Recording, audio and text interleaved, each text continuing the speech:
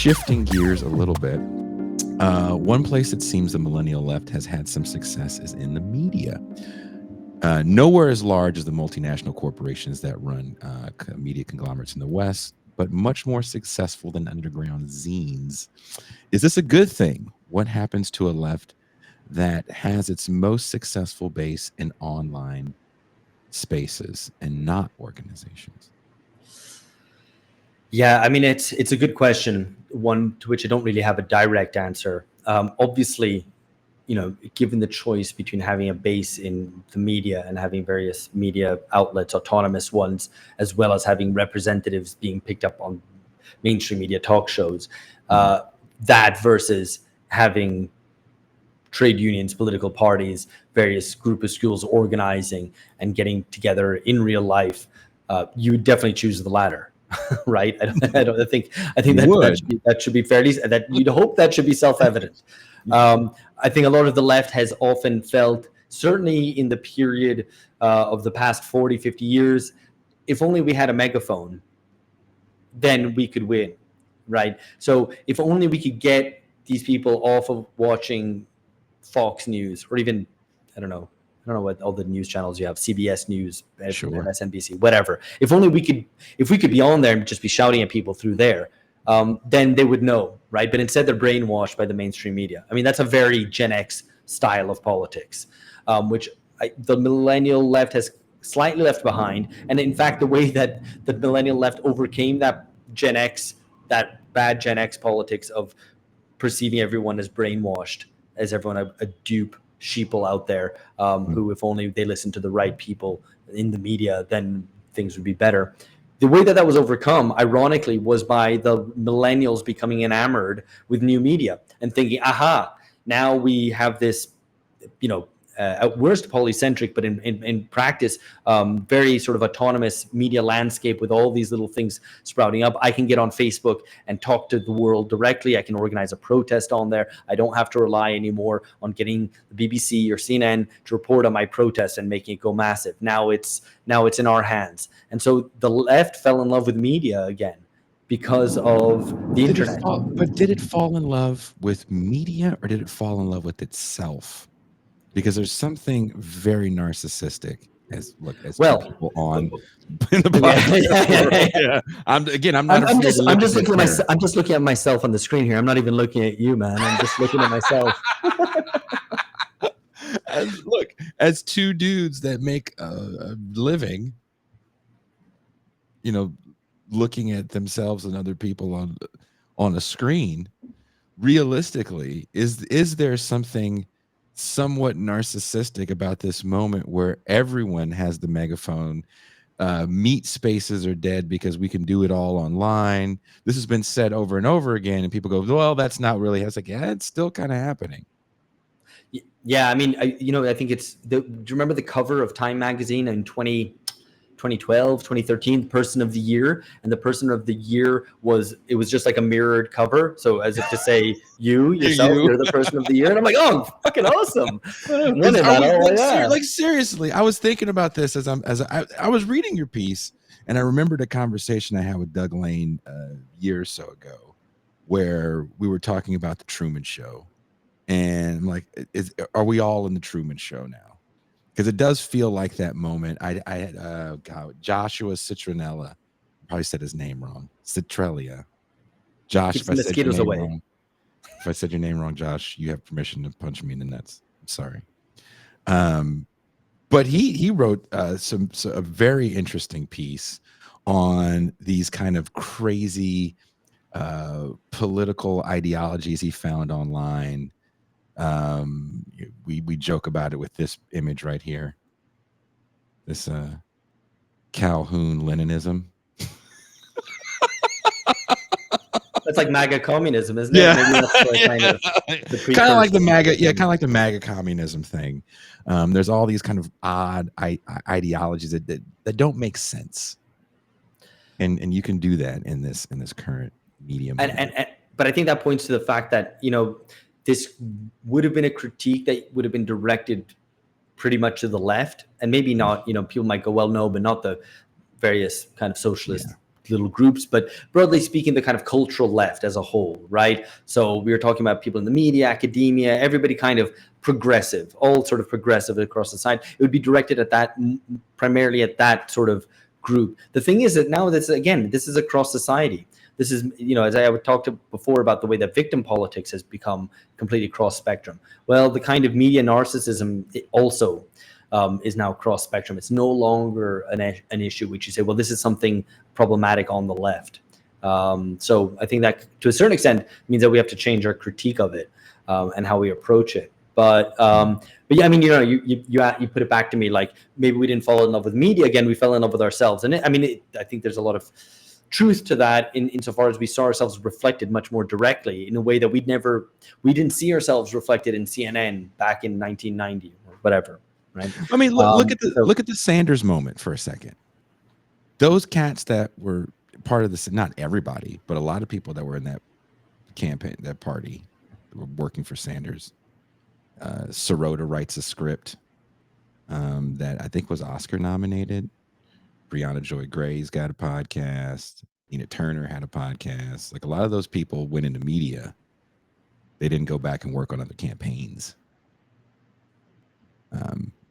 Again, I'm only speaking domestically. I can't speak for the people that work for Corbyn. But there was a similar process that happened in Britain. And I mean, I think even to pick a really farcical example, Pablo Iglesias, who was the leader of Podemos, the kind of left populist party in Spain, which emerged from the streets, from those occupations that I was talking about. And then academics got together and formed an actual political party, which you think, oh, that's good. That's progress. That's way better than just occupying a square.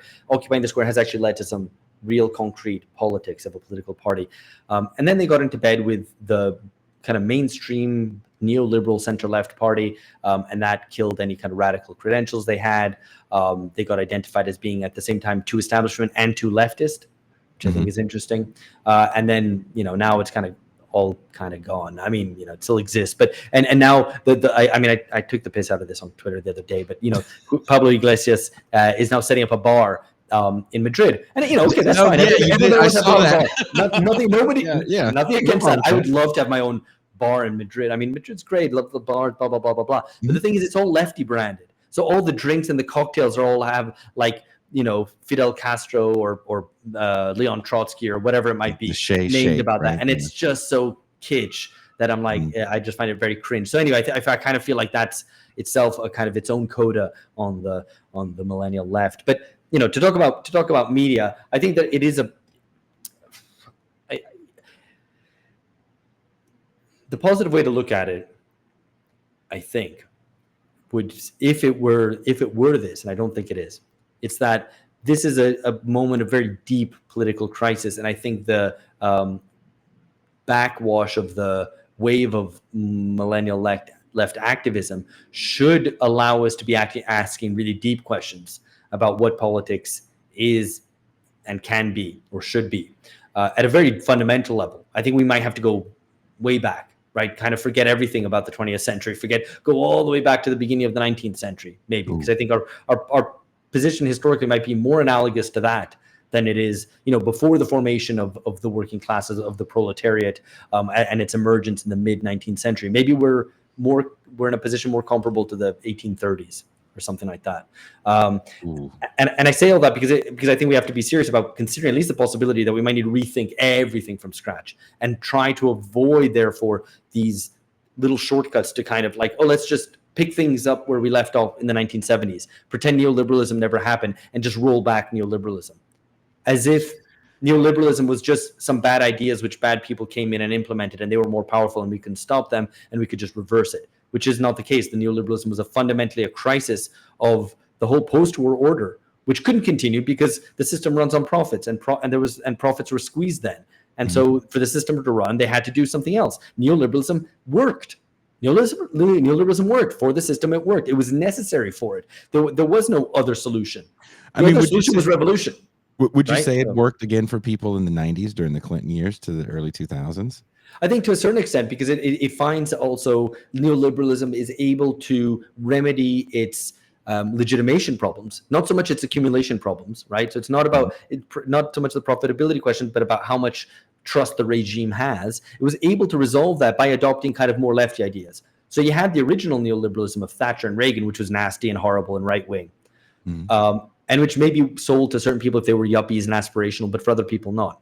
But the Clinton-Blair moment, and even up through to the Obama, and indeed what Hillary Clinton was trying to sell, was one which said, well, look, you get under this regime, you get gender equality, you get racial equality, all the old prejudices and bigotry and whatever is being left in the past. Of course, they have to keep saying, no, but actually it's a big threat because you need to keep buying into it. But at the same time, the sell is that, well, you don't want to go back to the old racist and sexist 1970s. What you've got now is you've got a real win here. You're more free now than you were before. You can consume your freedom. And we were, though. We were consuming our freedom in the 90s and early 2000s. Financial deregulation in the United States, and I'm not saying this is a great thing. I'm just explaining the moment. Due to financial deregulation starting about 94, really, right? The end of Glass-Steagall. A lot of people are lifted temporarily. The word doing the heavy lifting is temporarily out of poor and working class into middle class, and from middle class to there's loads of private credit sloshing around the system. Oh God, yeah. And a load of cheap commodities coming over from China. So a TV, which would have been an expensive thing to buy, suddenly it's one of, if you look at kind of commodities whose prices like really dropped over the past 20 years, TVs have become suddenly really cheap. You can have loads of TVs, right? And you can have and you have credit to buy that, and so that buys a certain amount of legitimacy, right? And so it worked for a while. I don't know where we were with media in relation to that, but I think like you can watch us on your smart TV. That's what anyway, I know where I was going with that. To kind of loop back, my point is that insofar as media provides a venue for reflection, discussion, debate, which you guys do very well on This Is Revolution, we try to do it on BungaCast. I think that's good, right? And I think that's important, especially right now, because it just simply going out and acting and I think is, as we've seen, as I write in my essay, as these books testify to, hasn't been productive. We've ended up in many ways in a worse situation than we were in 2012 or something. So I think in that regard, it's good. On the other hand, and what is probably more realistic, is that a lot of the kind of mediatization and media focus of the left is a way probably of avoiding these discussions. And for a lot of people, for individuals, just to kind of have a sustainable kind of life and have some public profile and whatever, which, whatever, good for them. But that's not, I think it's that's not what we started this for, right? Exactly. None of us started this so we could get recognized, at the local coffee shop.